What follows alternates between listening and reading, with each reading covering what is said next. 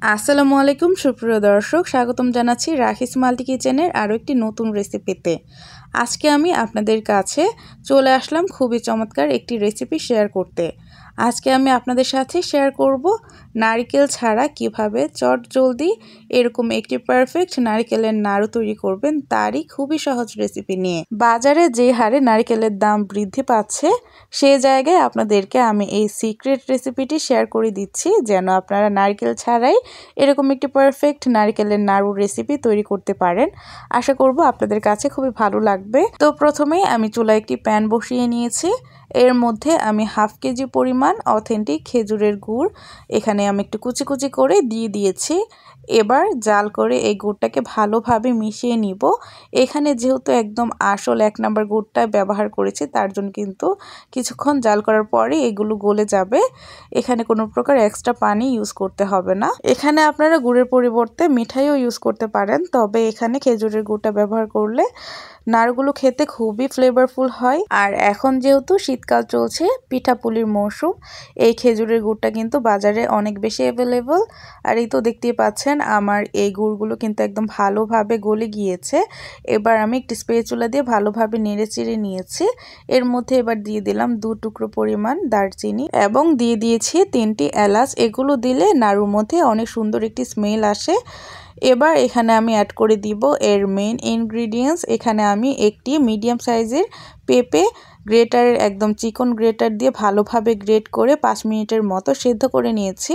পেঁপেগুলোকে বেশি সেদ্ধ করা যাবে না, এগুলোকে চাপ দিলে যেন এগুলো একদম নরম হয়ে গলে না যায়, সে পর্যায়ে এগুলোকে আমি একটি স্ট্রেনারে ছেঁকে নিয়েছিলাম এবং পানিগুলোকে ভালোভাবে ঝরিয়ে নিয়েছি। এবার এখানে এগুলোকে দিয়ে একটি স্প্যাচুলা দিয়ে ভালোভাবে গুড়ের সাথে এই পেঁপেগুলোকে মিশিয়ে নিচ্ছি।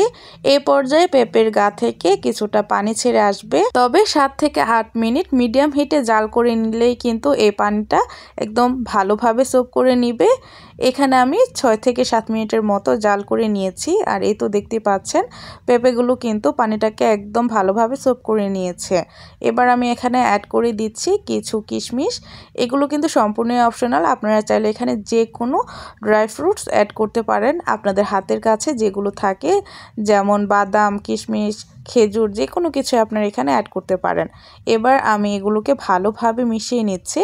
আশা করব ভিডিওতে দেখে বুঝতে পারছেন এটার কনসিস্টেন্সিটা ঠিক কীরকম হবে। আর যখন এগুলো রেডি হয়ে যাবে তখন কিন্তু এগুলো আপনা আপনি প্যানের গা থেকে খুলে খুলে আসবে, তখন কিন্তু বুঝে নিতে হবে যে এগুলো নাড়ু বানানোর জন্য একদম পারফেক্টলি রেডি। আর তখন কিন্তু এই মিশ্রণটাকে গরম থাকা অবস্থায় একটি বাটির মধ্যে নামিয়ে নিতে হবে।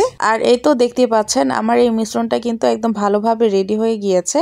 এগুলোকে গরম থাকা অবস্থায় আমি এই বাটিটাতে নিয়ে নিয়েছি এবং হাতে কিছুটা তেল লাগিয়ে নিয়েছি এবং এগুলো কিছুটা গরম থাকা অবস্থায়, আমার হাত সহ্য করতে পারে এরকম গরম থাকা অবস্থায় এগুলোকে আমি এরকম গোল গোল বলের শেপ দিয়ে দিচ্ছি।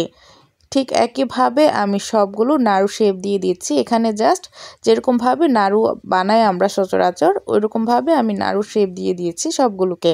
আর 10 মিনিটের মতো আমি ফ্রিজের নর্মাল টেম্পারেচারে এগুলোকে রেখেছিলাম সেট হওয়ার জন্য। আর এই তো ফাইনাল রেজাল্ট আপনাদের সামনে। দেখে বুঝতে পারছেন এই নাড়ুটা কতটা পারফেক্ট হয়েছে। আমি আমার পরিবারের সবাইকে দিয়ে টেস্ট করিয়েছিলাম যে বলো তো এটাতে আমি কি দিয়েছি। কেউ ধরতে পারেনি যে এখানে আমি নারকেল ব্যবহার করিনি, সবাই ধরে ফেলেছে যে এটা নারকেলের নাড়ু।